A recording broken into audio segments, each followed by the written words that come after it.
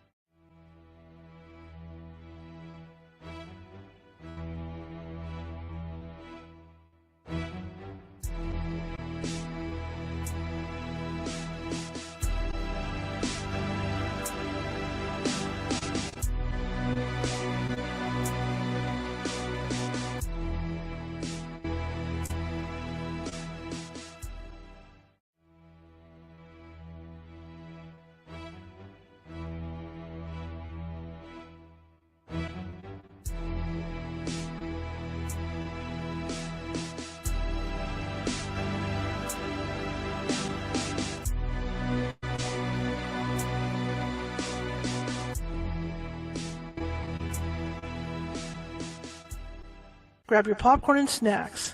Find a comfy spot, take a seat or lie down, and let me transport you to a place of fantasy, ghost stories, ancient legends, odd creatures, alien encounters, and other magical topics. You may even decide to join the conversation. From faraway lands to your own backyard, with a small dash of pixie dust. Turn out the lights and open your minds. The journey is about to begin. Happy Friday, everybody. How's everybody doing today? I think you said yes. I can hear you. I can magically hear you guys. My name is Charlotte. I'm going to be your host for for the next hour. Excuse me, my allergies. I'm also the owner of the California Haunts Paranormal Investigation Team based out of Sacramento, California. We are 45 strong up and down the state of California, which means if you have a paranormal issue or you think you do, we can help you and get to you. Seriously, it might take us a while. California is a big state, but we'll get to you. I promise. All it takes is an email or a phone call, so find us on Facebook. You can find us on YouTube. You can find us over at Twitter. You can find us at TikTok. And you can find us on Instagram. I am on Instagram under Ghosty Gal. It's all lowercase. I'm on Facebook under my own name, okay, which brings me to another topic in a second. And, of course, California Haunts on Facebook and California Haunts Radio on Facebook. And then that takes you over to YouTube to California Haunts Radio. And I think I covered, didn't I? Twitter? Yeah, okay. Twitter is California Haunts, lowercase. And then I was trying to remember, not Twitter. I'm sorry. I'm losing it. Twitter is Cal Haunts. And then TikTok is California Haunts, lowercase. Too many of these to remember. I'm going to have to start putting a dum-dum sheet up on the side here to remind me of this stuff. And for those coming in from TikTok who haven't seen us before, you can check out all our videos. We've got over 480 videos over on YouTube at youtube.com/@California Haunts Radio. You can check us out over there. I'm sure you'll find something that you like. Okay?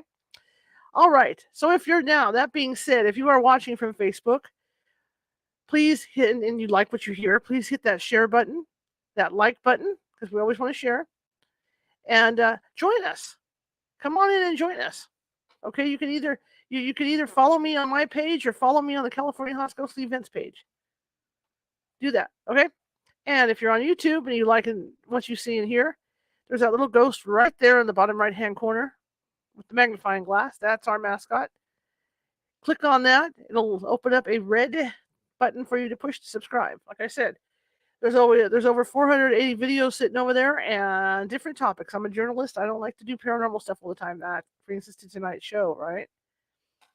So for a long time, I have been studying this, looking into this case, the D.B. Cooper case, long time. And I have been wanting to get somebody on to talk about it. And I finally did, and I'm really happy Professor Slim King is coming on. But we may not just be talking about old DB. We may be talking about some other stuff too as well tonight. See how the hour fills out. But I'm really excited to have him on and talk about to talk about this case, because it's been one that's fascinated me for years. It's going to be a phone interview, so I will have a couple graphics, not a lot for you to look at. You can eyeball. Otherwise, you might want to eat your dinner and relax and just listen in, or you can pop in to see if my face pops up or whatever, because you don't want to look at my face for a whole hour either. I wouldn't. But I'm real excited about that. And remember to go join our Discord. We have a Discord under California Haunts, and you would be California Haunts Ghostly Groupies over at Discord. Discord's a cool place because we get over there after hours and we chat about anything we want. We're just starting out, so there's not much chat over there right now. But once we get things rolling over there, we're going to be chatting with you guys about anything and everything you can think of under the sun, within reason, right? Right? No bad mouthing people, none of that kind of stuff going on. But we're all adults, right? Well, most of us. So yeah, come on over and join the California Haunts Discord. Okay, so I'm going to go ahead and give Slim a call, and we'll start the interview. Dialing. I still say I need dialing music. What do you guys think? Still need to dial. Let's do this.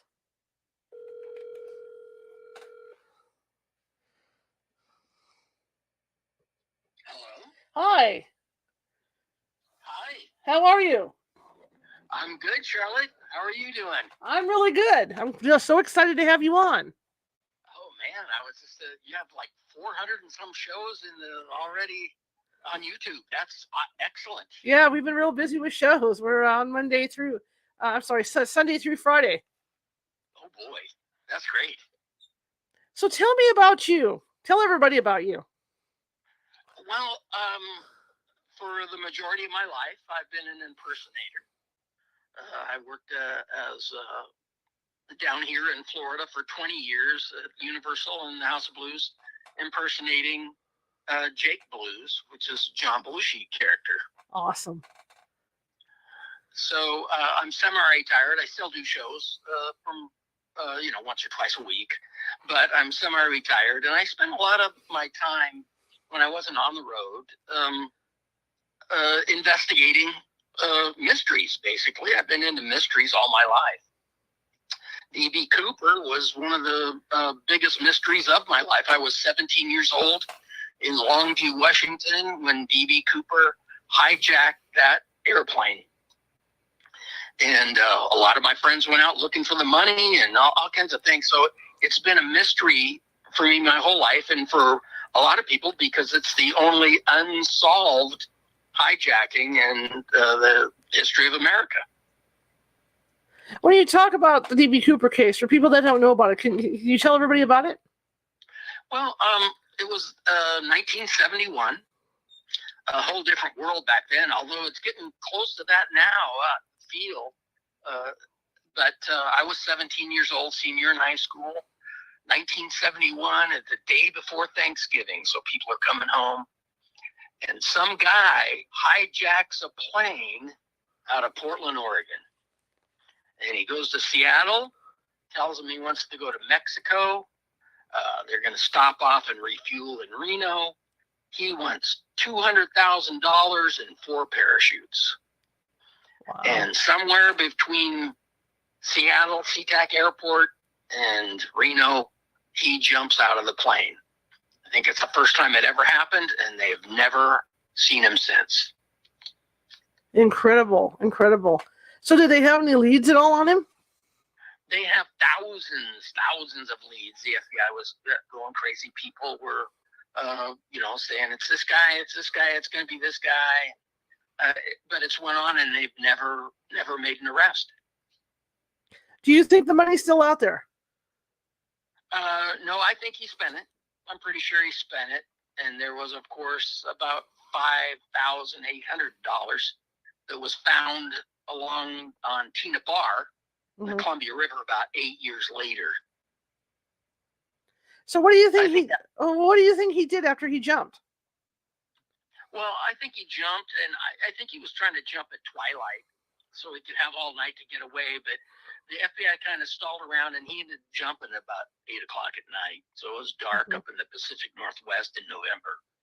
And he broke his leg, limped to like a gas station restaurant kind of a place, right, in Cle Elum. And he got a cowboy there to give his buddy directions. He got on the phone and called a guy, and the cowboy gave the guy directions how to get to Cle Elum, and they picked him up and took him back to where he came from. But when go ahead. Sorry. He survived. Everybody wants to say that he died, but there's no way he died. He survived, and he was a welder on the dam back, the Grand Coulee Dam. How do you know all this? Well, I've been researching this since I was pretty young, but recently there have been several books that have come out, and I got to know a guy who wrote one of the books who lived here, and I'm in Florida. And I got to talk to him, and he cracked the case. And so I was like, you cracked the case. He wrote a book, but he's now passed away. But D.B. Cooper was his buddy. Really? Yes. There's a few books out. D.B. Cooper and Me is the book that Carl Lauren wrote, that man. Then the most Getting to the Truth by Joe Koenig. And then there's The Search for D.B. Cooper. Those are like the 3 of the most recent books out. And they all point to one man, and his name is Walter Pecka, and then he changed it to Walter Recca. Now, the question I have about this is that it's November. He jumped out of this airplane. Isn't it really cold in the Pacific Northwest at that time of year? It's extremely cold, and that plane is 7,000 to 10,000 feet in the air. So right. It's a lot colder up there. They're in the middle of the storm. and they're going, maybe 150 miles an hour. So you have the wind chill factor, and it's raining. So, or misting at least up there. So it was really, really cold when he first jumps out of the plane. He's actually wearing long underwear underneath his clothes. Oh, wow. He's prepared. The other question that comes to mind is, were the police thinking that maybe this guy could be from the military, like a Navy SEAL or something? Because of the jump? Well, there's a bunch of things that you have to check out. You have to check out the physical situation, his mental, wherewithal, his skill set, location where he's at, the mortality, Charlotte, if he lived or died when he jumped. So I would think, I know that Walter Pecca was a survival. He was trained as a paratrooper survival guy. So if you were lost out in the woods and they saw you somewhere, he's the guy that they would fly in, and he would jump out, parachute in, and then save you and then get you out of there. And he worked in the military. So like if the military, say the Green Berets, got pinned down somewhere and they couldn't get out, he'd be the kind of guy that you'd send in to get them out. He'd parachute in there and save them. Well, that makes sense then. And how did this man that you talked with that wrote this book determine that it could be Walter? Did Walter talk to him about it or what? Walter confessed. Unlike a lot of these other guys that they have, and there's dozens of them, and if you've researched, then you know. Right. There's dozens of them. Walter confessed for like 3 hours of confession on tape. Huh. Are you still there? Yeah, right here. And that's in the audio book that Joe Koenig put out, is this confession in 2008. Over several months, Carl Lauren would call him up and just ask him various questions about the hijacking and how he did it, why he did it, and what he was up to. And nobody else has 3 hours of confessions on this, but there's been a lot of controversy about Walter, and of course there would be. But after all this research, I'm 99.9% sure that he did it, or somebody he knew did it, and told him every last little detail. So when why did he even decide to do this? In his confession, he says that he just didn't want to be poor. He'd rather be dead than poor. And I think there's a book coming out by his niece that's called Better Dead Than Poor. And his niece is named Lisa Story. She's coming out with a book. But I don't think in his confession, when you confess to things or something, you don't always confess to everything, do you? Right. Right. I think that he modified his confession. There were people that were still alive, and he didn't want to get them in trouble in a pure mobster style. They would never rat out one of their buddies, and he was connected with the mob, and they would never rat out anybody. And so I think he modifies his confessions so that nobody else gets in trouble. Sure. So some things he says he didn't plan it. Well, it was really, really well planned. Things like that. I agree with you on that. Nobody jumps out of an airplane at that height, with it has a parachute ready to go, unless it's well planned. Right. And one of the things that Walter would say when Walter was a barnstormer, and he was semi-famous kind of. They would go around to like Las Vegas and stuff and do these air shows and jump out. And Walter did that all the time. And he was in a group of people that did that. And those guys that were in that group, when this happened, they all go, man, what did Walter do? They all figured they had it figured out right at the beginning. But he was their buddy. They're not going to say anything, Anyway, Walter always said, "What if these guys would rob a bank and then they would go get on a plane to get away?" Right. And Walter would always say, "Why not just rob the plane? Why not just get on the plane and demand the money? Why go to all the trouble to rob a bank and then get on the plane?" That's true. So he was genius, you know what I mean? So he robbed the plane, but there's a reason that they never solved that case. There's a reason it's the only one that's not solved, and that's because they wanted it to happen. Because within a year of that, they installed all the electronic devices and stuff and started really, honing down on our ability to travel. Within a year, they had installed those magnetometers and all that. Like, I'm flying tomorrow morning. I'm flying to Puerto Rico to go to a party out there. And all the hoops you got to jump through and everything to move now. Back in that day, you would go down there, walk in to, when DB got the ticket, he just walked in, gave him $20, got his ticket to Seattle, went out and got on the plane. Yeah. Now you can't even have anybody walk to the gate with you. No, you can't you can't leave your suitcase down for any amount of time, nothing. No. There's all these things that they're restricting our freedoms as Americans. And that's when it really started. The TSA, the whole thing started back then. So that's why. And there were a bunch of copycat guys after D.B. Cooper. I don't know if you've read about them. But I think a lot of those guys were also involved with the CIA or the FBI or whoever, the deep state behind this. And they didn't care if those guys got caught or not, as long as they didn't squeal, and most of them ended up dead. Oh, so when you talk about all this money on the airplane, where did it come from? It didn't just come from passengers, did it? No, the money on the airplane came from a bank. They had a bank. What had happened was the United States was not letting planes fly into Cuba. I mean, it's hard to get there now, right?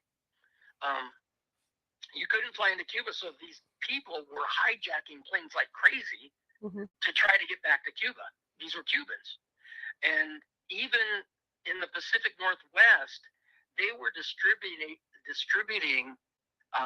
maps of the Cuban airports in case you got hijacked. So it was kind of a national thing that they were hijacking like one a week at least. So, but this was a hijacking for money, kind of a twist on the thing. These guys were just trying to get back to family and friends in Cuba. Right. But, it could have been stopped. The U.S. could have said, okay, we'll let you fly flights into Cuba. But they had a real, can I say, hard on for Cuba since the Bay of Pigs. And it had been a big problem. And they weren't going to negotiate or anything. They were just going to try to stick it to Cuba. So they wouldn't let them do that. So they were hijacking all these planes out there. Well, when you think about it, he got all that money. He was pretty sharp, because a lot of people would go out and just start spending away. But I mean, nobody caught on to what he was spending either. Like you say, if he did spend the money, he did it very carefully. Well, there's a couple different ways to look at it. J. Edgar Hoover immediately came out within a week and released all $200,000 in $20 bills. What's that? 10,000 numbers, right? Right. He released those numbers, and he released them, but he didn't release them to the public. He released them to the banks, right? Well, my wife works in a bank, and a bank employee is not a federal employee. And I just recently got a book that has all the numbers in it. 10,000 numbers. Do you think any of those people checked those numbers when they got a $20 bill? Not even close. You think they would run it through 10,000 different numbers? No. They didn't have computers in 1971. Yep. They didn't look for those numbers. Nobody was checking those numbers. They were never checked. Walter did take the money, and he spent some of it. He went up and deposited in a Canadian bank because he's in Washington. He's close. And he put it in a, box, but he bought a home. He bought a home in Washington. So he was spending the money, but nobody was checking.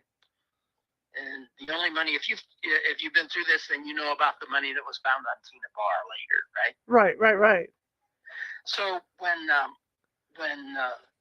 Walter gets picked up by his friend Don Brennan comes and picks him up in Cleellum, and he has this big bag of money, right? And he's wet and he's cold and he's soaked and he's got a broken leg. He gets in to the car, and he gives Don Brennan $6,000. That's 3 packs of money. He gives him. So Don Brennan is a semi-criminal, and he goes back, and he's living in Seattle, and then he moves down to Olympia, and that's, I don't know, well, you live in Sacramento, right? As an off, I used to play in Sacramento. My band used to play at, I think, Docks or somewhere like cool. that. Yeah. Yeah, we played there in the 90s all the time. So, anyway, I-5 is kind of the drug, all the way from Mexico to Canada, right? Right. Drugs were going up and down, and so he was involved in that.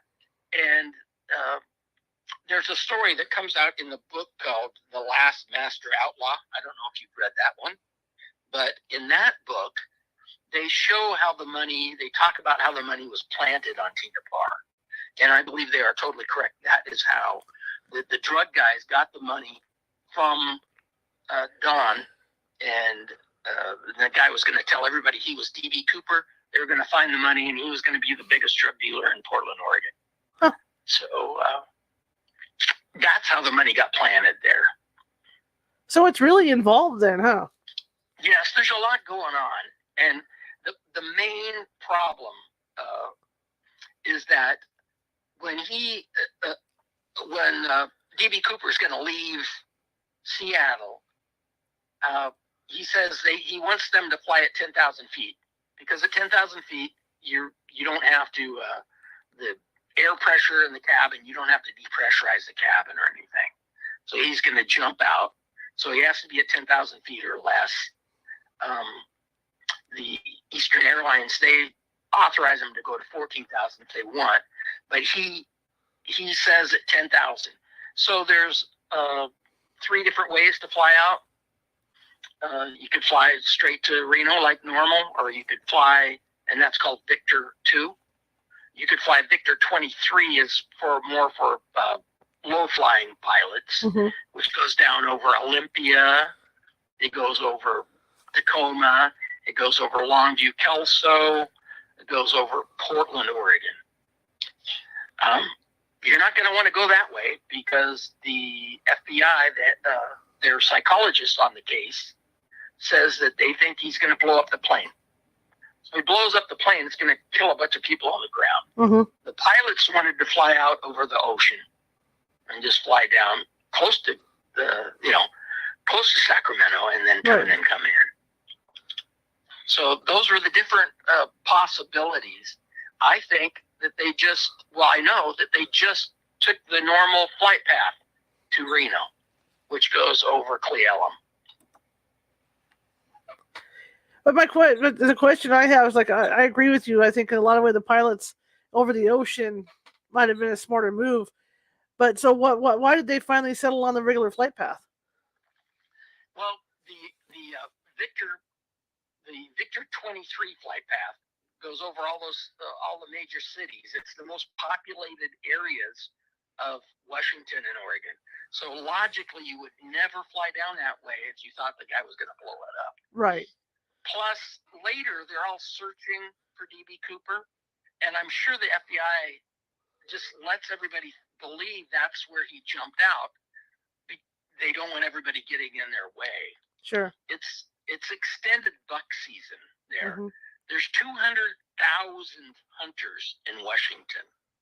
Extended buck season, there's going to be tens of thousands of guys in that area looking for D.B. Cooper, looking for that bag of money. While they're hunting for a buck. Plus, there's a couple thousand, I think, troops that go out looking. And then there's the FBI and everybody out there looking in the area that what they consider the drop zone. But So the FBI didn't tell him that's not where he went. He went the regular route and jumped out over here. Sure, that makes sense. If you go the regular route to Reno, there's hardly any population over that area, middle of Washington and all the way down to Reno. That makes sense. Now, you said earlier that you yourself went out looking for the money. How did you organize that? That was kind of like a Stand By Me moment, right? Yeah, well, I think I went out hunting. You know, it was extended buck, and I was 17 years old, so right. Like everybody has a hunting rifle in their car, and all my relatives hunted. So I went out hunting, and you just kept your eyes open, looking for the parachute in the trees, you know, or something. There are so many stories, so many cool things that happened. So they did find like 2 different bodies while they were out hunting. People don't talk about that. There was a bunch of stuff going on, but no one found anything. He threw out one of the parachutes he kicked out. His bag, the supposed bomb was out. His parachute and his backpack and all that stuff. No one found any of that. That was never found in 50 years with hundreds of thousands of hunters going through that all those times. No one found anything out there. It's incredible. I wonder if he buried it or what he did with it. Yeah, he took it with him. He took it with him, and he was welding in a dam back. He was a welder, and they were building the Grand Coulee Dam, and he I can't remember there's a little tiny city that he lived in. He went back there, and then he took it up to Canada a couple weeks later. So that's kind of how it happened, and then Walter changes his name to Walter Recca. He just changes the P to an R, and he goes deep, dark, and starts working in foreign countries as an assassin. And then he eventually moves back to the United States. He's coming and going, finally retires. And then all his buddies, all the buddies that Barnstormer buddies, had figured out it was him. And so in 2008, he started to get older now, and he starts telling them what's going on. I was going to say, and they record it. I was going to say, what possessed him to admit to it? Well, he was older, and one guy had written Carl Lauren had written a book about his escapades, because he was a real character, like a 007 kind of guy. He did all kinds of stuff. And so his friend, Carl, had written a book about him. And in the back of the book, he keeps saying, yeah, Ben, I think he was D.B. Cooper. He was D.B. Cooper. He keeps going on and on about it. And so finally, he goes, I can't lie to you anymore. So when he makes the confession, they don't tell anybody. They're not going to tell anybody till he's dead. And so that was in 2014. So that's when they started exposing what was going on after he had died. There's a couple murders involved in this situation. Earl Cossey, the guy who packed the chutes that they took, was a friend of Walter's and a friend of Don Brennan, who was the getaway driver. And he is murdered in like 2012. Unsolved murder, another unsolved murder. There's very few, unsolved murders these days. Right. And who was and who was the other body that they found? The other murder? The other guy was the guy who planted the money. Okay. Planted. Okay. He in Portland, Oregon. Yeah. He's dead. He's dead within a year after they find the money. Wow. So there's a couple people that dropped off, out of being able to testify to anything. And, this was at the height, this happened at the height of J. Edgar Hoover's corruption. J. Edgar Hoover, they had broken into the FBI and found all the files. And they were releasing these files to the newspapers about the corruption of Hoover. And within a year, Hoover didn't wake up one morning. They found him dead in his bed. And the doctor said, it must have been his heart. And then a couple of years later, the church committee finds out that the CIA has a gun that they can shoot you with that gives you a heart attack. Wow. A heart attack gun. So they took care of all that. So the FBI, he was pretty much controlling everything the FBI, was saying. Right. So, do you know how the FBI disseminates information when they do a interview or something? No, I've seen police do it, but I've never seen the FBI do it. The FBI do not necessarily record it audio like you would think. They make what they call a 302. And so it's their version of the interview. They write that down. Well, FBI guy could write, 2 plus 2 equals 5 in their 302. And then they could, they can write whatever they want in there. They could release that to a friend or somebody who releases it to the paper, and the paper could say, government sources says 2 plus 2 equals 5. And then the FBI could go, oh, we better look into that because the newspaper's printing it.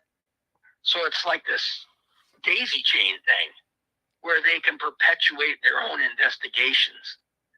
And so they use 302. So I don't trust anything the FBI said about the case in 1971.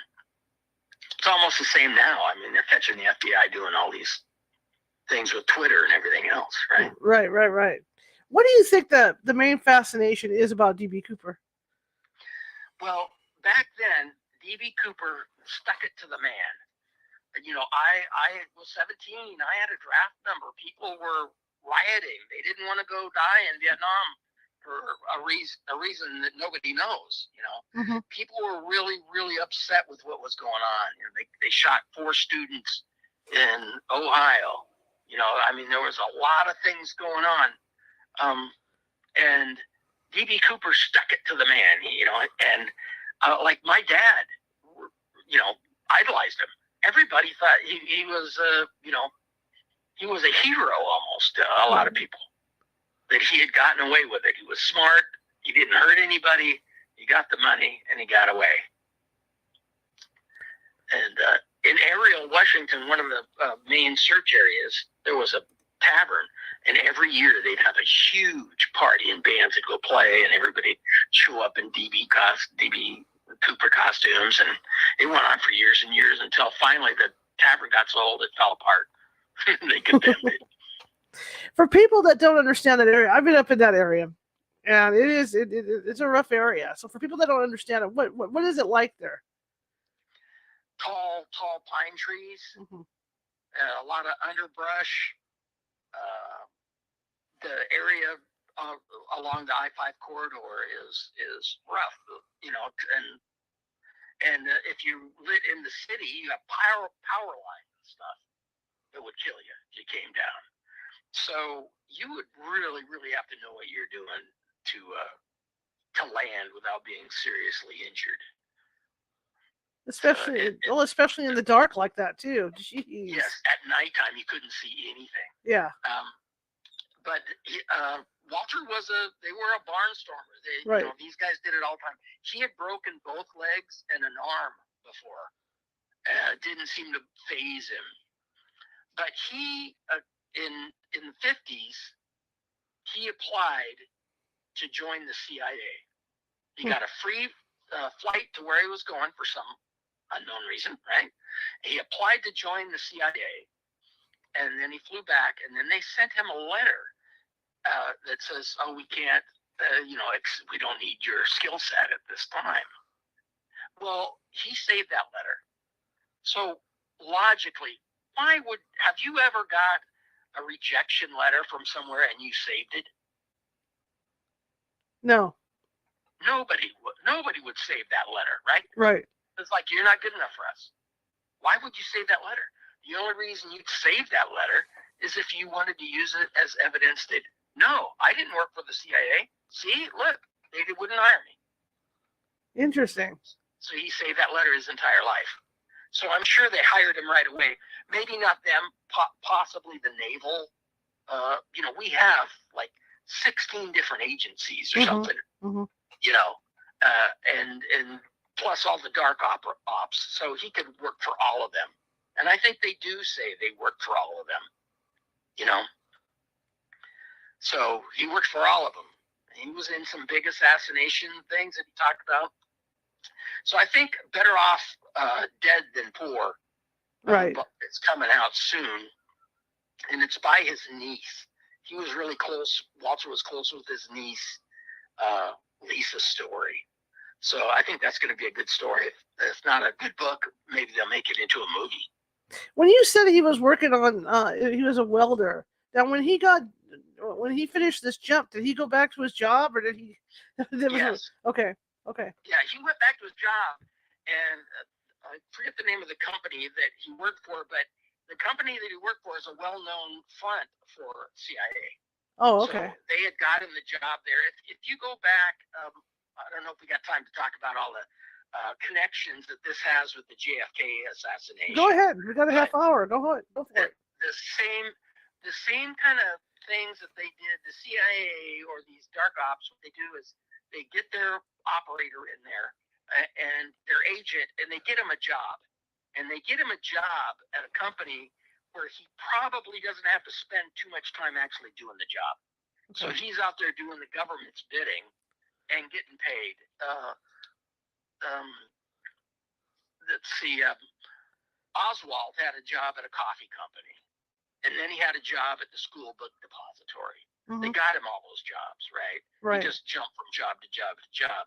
Do you know he was at the school book depository for 3 months, or 3 weeks, right?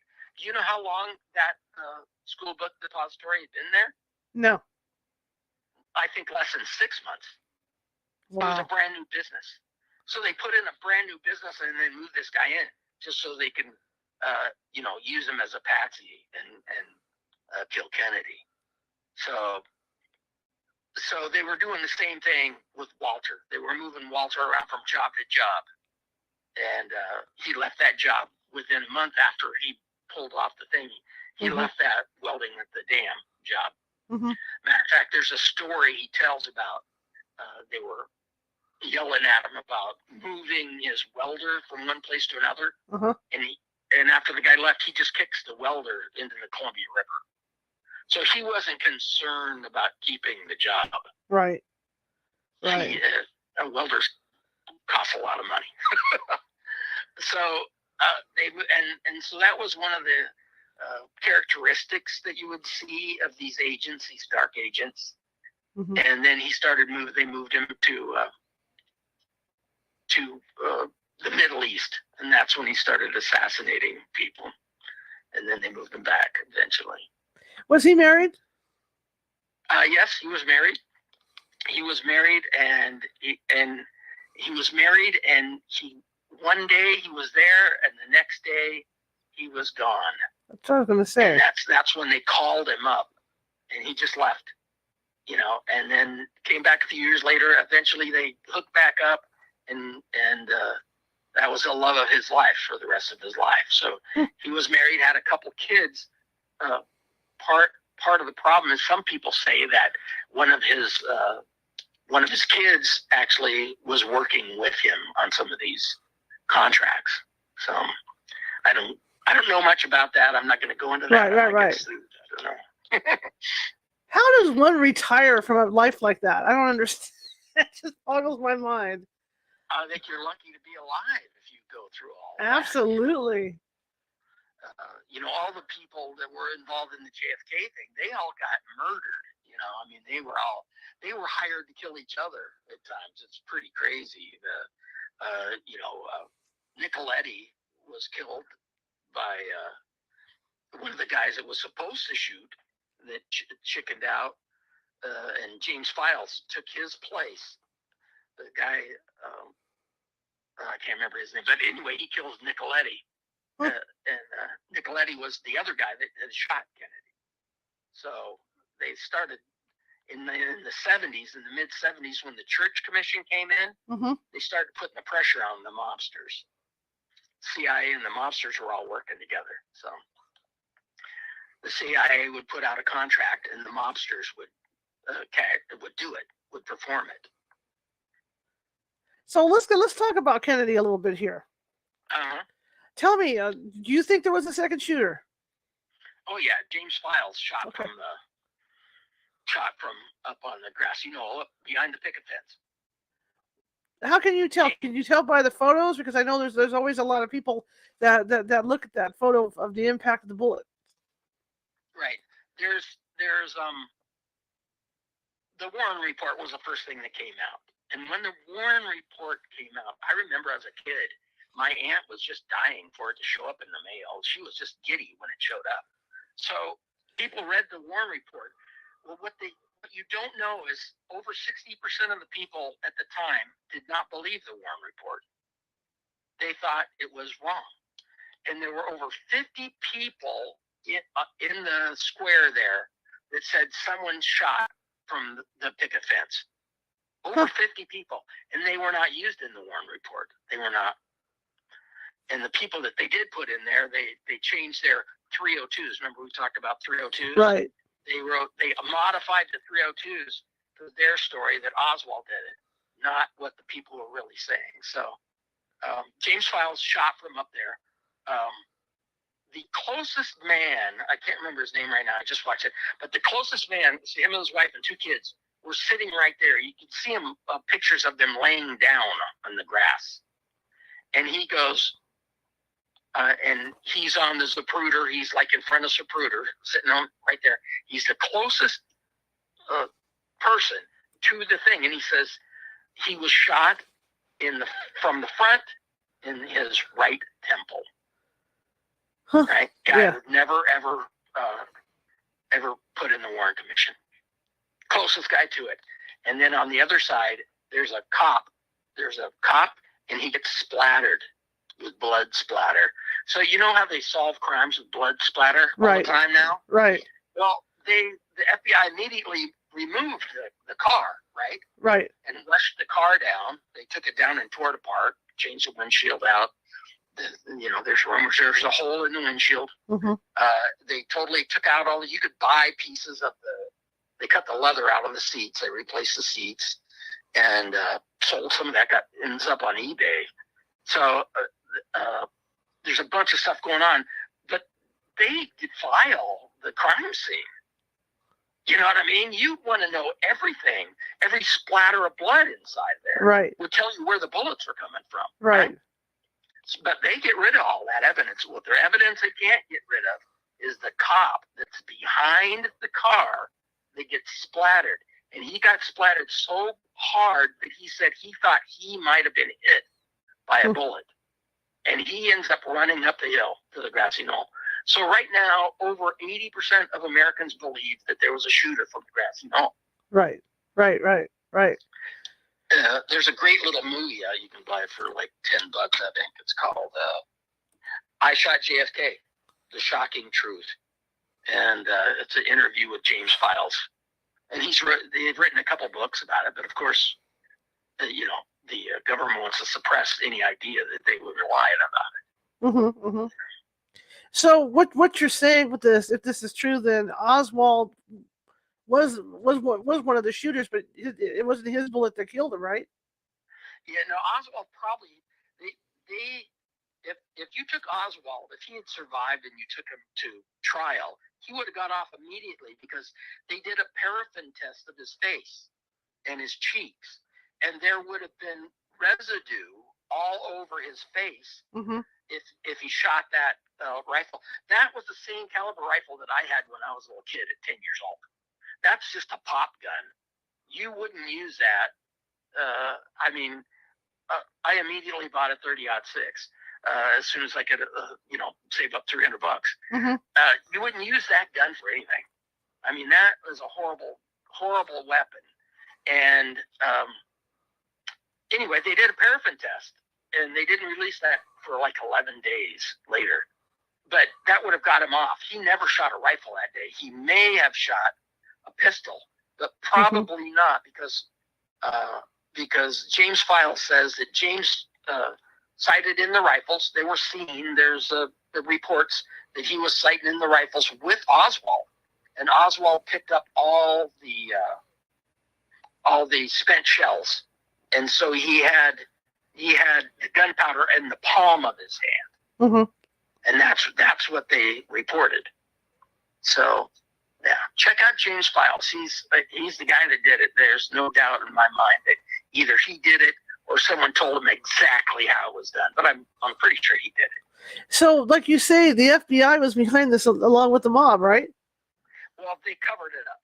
Okay. The CIA put out a contract that you now know. I mean, it just came out a couple weeks ago that the CIA was paying Oswald $200 a month, something like that.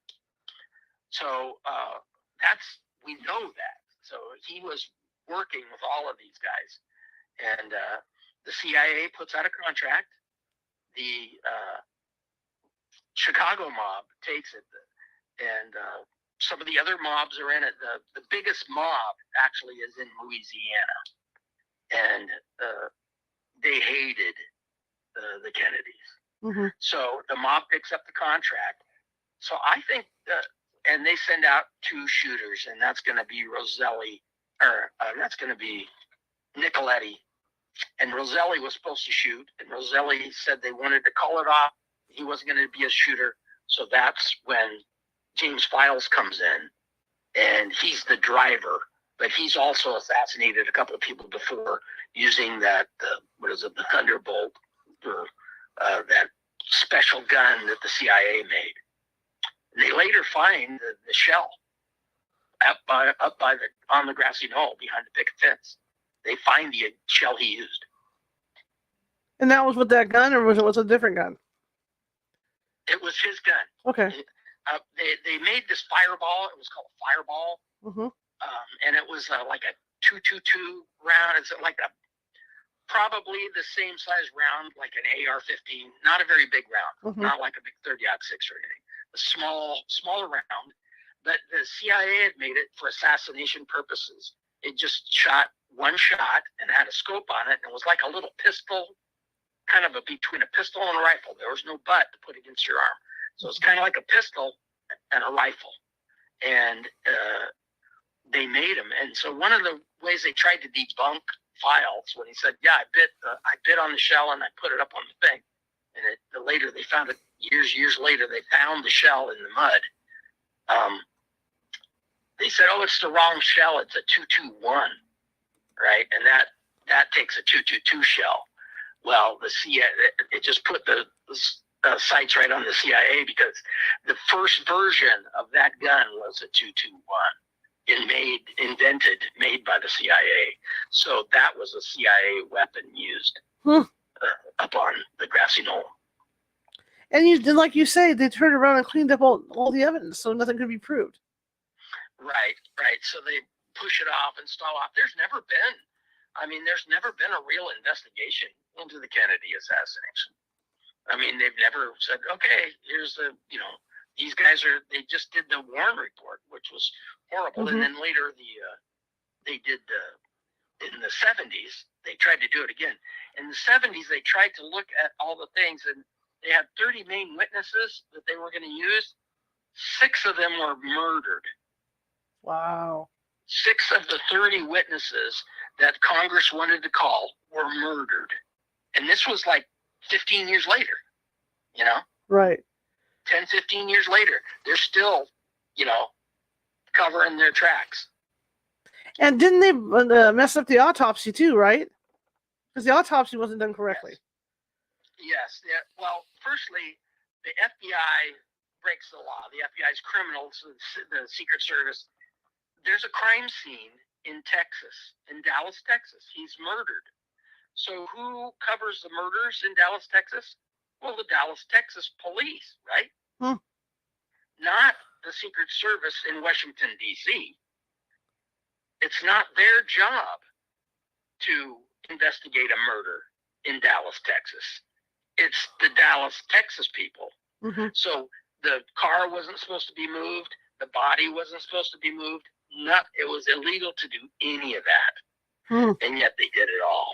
So they violate the crime scene like crazy. And the first guys that saw him say that there was a hole, he was shot from the front, there was a hole in his temple, and it blew out the back side of his right side of his head. And that's exactly where James Files said he shot him.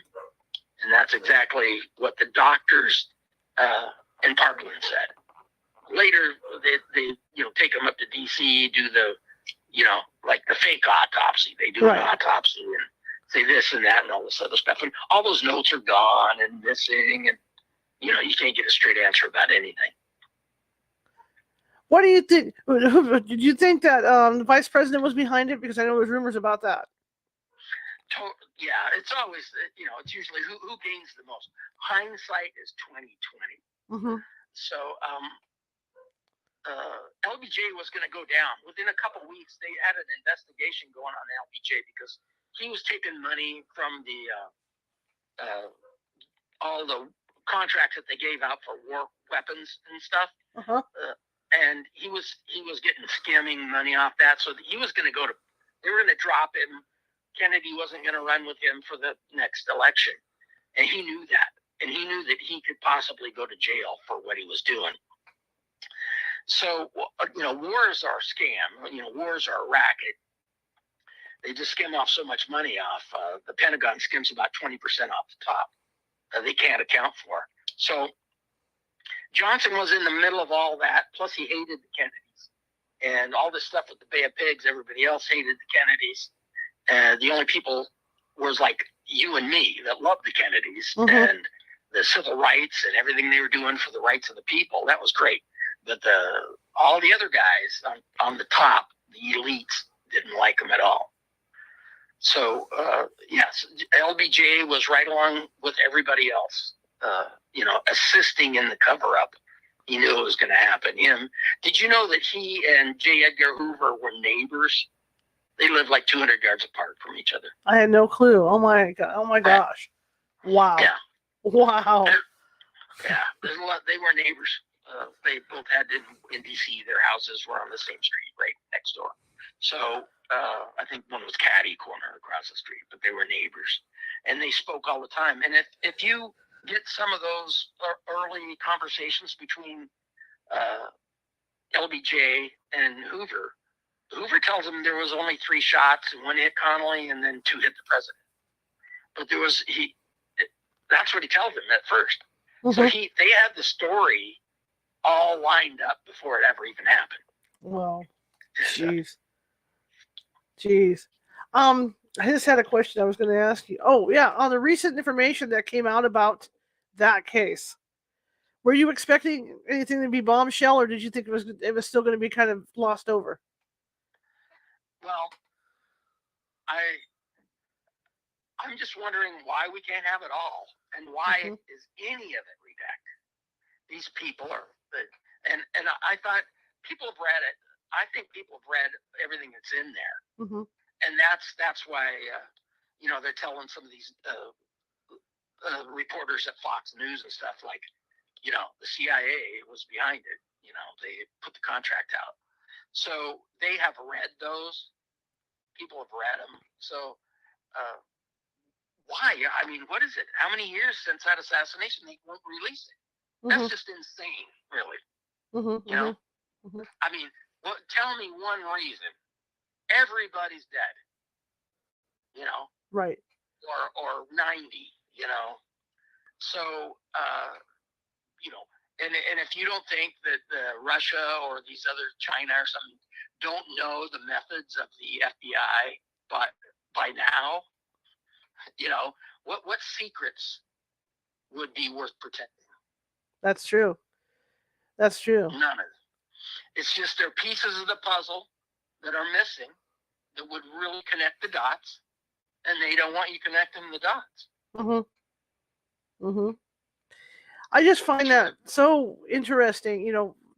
For years there was this speculation about the second shooter, and like you say, it was such a huge cover-up. Right. There were like 50 witnesses, and it's all coming out on YouTube. You can see there's they took videos of these guys saying, "Yeah, we saw smoke coming out from under that tree over there." You know what I mean? And like there'll be 3 or 4 of them. We worked in the, we were the longshoremen, or they were the guys that work on the trains. And they saw that. And there's a book called Hit List, I think is the name of it. and it's like 50 different people that died right away. Like the guy that was up on the, back on the railroad tracks watching it all. Right. He's dead. Even a lot of reporters were killed. Mm-hmm. And these are killed or suicided, Right. No, nobody saw them, but they're dead.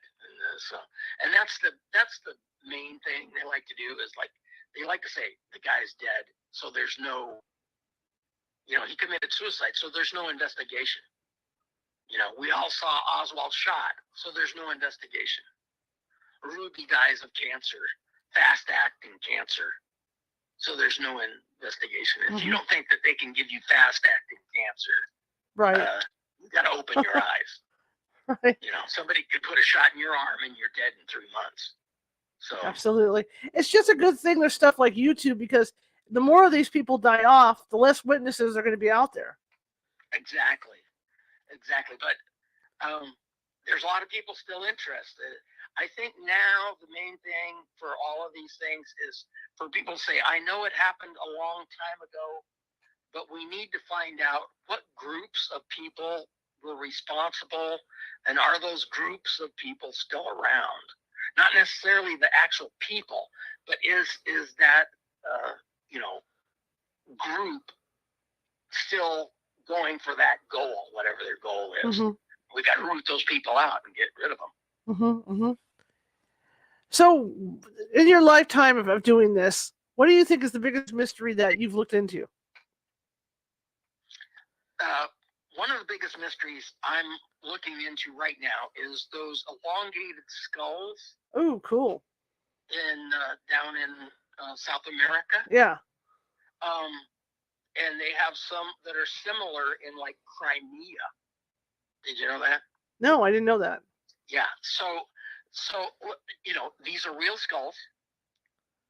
It's not just and they have a different formation, a different bone formation, and they're not in the Pacific Northwest. They had flathead Indians that would flatten their heads with a board, right? They put the kids on a little vice, but these aren't that, because the brain cavity is 50% bigger than the normal brain cavity. So you've got these skulls. Are they from outer space? Are they, and how are they so far apart from each other? And I mean, that's just the big mystery to me, with everybody talking about UFOs and all this stuff. That to me would be, they had red hair. Wow. Yeah. They had red hair and these crazy things. And when sometimes you see the Egyptian, those hats those ladies had on. Right. If you had a conical head like that would cover that up. That's very interesting. So some people are trying to make that connection. But I think, and nobody's down there. You think there'd be thousands of people down there looking at those heads and taking DNA and everything, and they're not. They're just not doing it. Why do you think they're not doing it? I have no idea. Just because maybe, people just say, well, that's just crazy talk. Right. We're not going to put any money behind, anything behind that. The biggest mystery, of course, is what happens when we die. What happens when you die, Charlotte? What's going to happen? Right.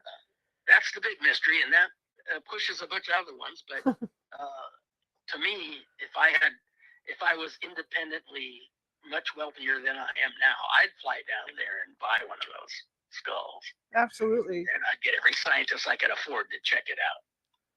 So how are you doing your research in it then? How do I do research? Right, when you go in to look at something like that.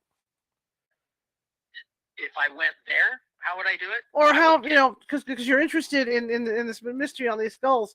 So where do you start to do your investigations? Well, what probably got me started was, I think I probably saw it on YouTube, this guy, and I go, what? and I got off on that, and I bought, I started just researching, as a researcher. And I came up with more and more, and I just couldn't understand why people weren't down there. There's only a few people that are going down there checking it out. I'm going, I would do that. You know, if I was a zillionaire, I'd do that. If I was Absolutely. Elon Musk, I'd figure that out tomorrow. Absolutely. Slim, thank you so much, sir. I really appreciate you coming on. It was fun. It's a great show. I'm, sorry we didn't stick to DB Cooper, but there's so many crazy things going on these days. Yeah, I wanted to hit on a few other things too. So that's cool. It's no biggie. I'd love to have you on again sometime. This was a blast. Yeah. Well, I'm gonna do on the more of on the psychic side. I'm gonna do an experiment this year that I did in 2010, and it's a divination project about who's gonna win the Super Bowl. There you go. So we started about once we find out the two teams that are going to be in there, then the psychic experiment starts, and it ends the day of the Super Bowl. Well, that's awesome. We're going to have to get you back on. Yeah. Just send me an email and I'll fill you in on it. Sounds good. And how can people find you, sir? Well, that's one thing. I like to stay independent, so I'm pretty much unbiased. I'm not selling a book. I'm not a podcast guy. I'm not monetizing any of this. I'm just doing my research and putting it out there so I can remain somewhat, unbiased as a person can get. And so I don't push anything. I used to sell books and all that kind of stuff on palm reading. I love palm reading and that kind of thing, but I don't anymore. Cool. So do you have a website or anything? No, there is a Facebook page for I think maybe that's how you got a hold of me. The Facebook page. Yeah. For the Blues Brothers tribute. What is the Leesburg Blues Brothers tribute? Okay. On Facebook. And that's the way my partner in the Blues Brothers runs that thing. So you can get a hold of me through there. Okay, fair enough. Thank you so much again for coming on. I really appreciate it. It was great. Great show. Thank you. It was good meeting you, Charlotte. All right, you have a good weekend, okay? I will. I'm flying to Puerto Rico in the morning. All right, have a good flight. All right. Thanks. All right, thank you. All right, that was fun. That was a great show. I learned so much about D.B. Cooper and about the JFK case. I mean, it was fun to kind of delve into that. All right. Well, I'm going to see you guys again till Sunday, and we're going to do our usual Sunday read. And it's about that we're back in the book about the Salem witch trials. And so away we go with our regular formatting for Sunday. We're out of the Christmas formatting. Monday, Carol Wilde is going to be with us, and we're going to be talking about British ghosts, how haunted Great Britain is. So that'll be Monday's show, and that will be at 6:30 p.m. And Sunday's show will be at 6:30 p.m. as well. Hey, if you like the show and you're watching from Facebook, please be sure to hit that like button and hit that follow button, whether you're on my page or whether you're on California Haunts Ghostly Events. If you're over on YouTube, please be sure to hit that subscribe button. It's that little ghost. Let's see if I can just get. Whoop, there it is. That little ghost down the bottom right-hand corner. I'm opposite here, so I'm just trying to remember which direction I went. That little ghost in the bottom right-hand corner, and that'll take you to the subscribe for more than 480 videos over there. Can't believe we've done more than 480 shows. Boggles the mind, doesn't it? I think we should have a celebration at the 500 show. That's what I think. And if you're interested in going over to TikTok to find us, that would be California Haunts, all lowercase. We're doing some extra stuff on TikTok, including extra stuff with medium Nancy Matz over there as well. So anyway, I want to say goodnight, and I will see you. Let me get my buttons pushed. Hang on. There we go. Let me cue up my buttons. And I will see you on Sunday at 6:30 p.m. Pacific. Have a good weekend, guys.